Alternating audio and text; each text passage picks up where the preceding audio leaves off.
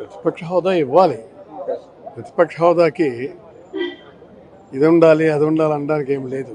ఇప్పుడు తమిళనాడులో 5 ఉన్నప్పుడు ప్రతిపక్ష హోదా ఇచ్చారు, ఒక్కరు ఉన్నప్పుడు ప్రతిపక్ష హోదా ఇచ్చారు. ఇప్పుడు అక్కడోటి ఎక్కడోటి కాదు కదా. అది నేను అంటున్నాను, ప్రతిపక్ష హోదాకి ఎంత గుంజుకోవడం ఏంటి? That's not fair.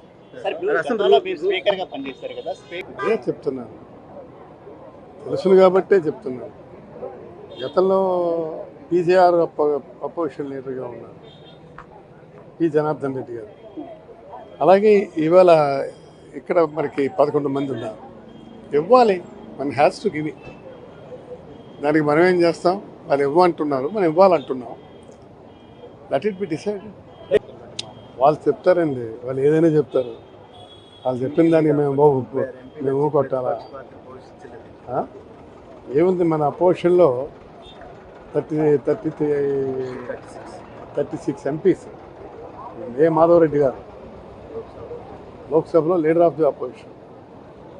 ఏం చేస్తాం? అంటే లోక్సభ కంటే పెద్ద సభ ఇది. అయితే ఈ సభ కాసభే, దానికి ఉన్న శాంక్టిటీ వేరు, అది కాదంటాం లేదు.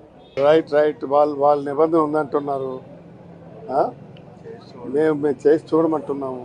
దానికి దీనికి సంబంధం ఉంది. Okay, let it B complete.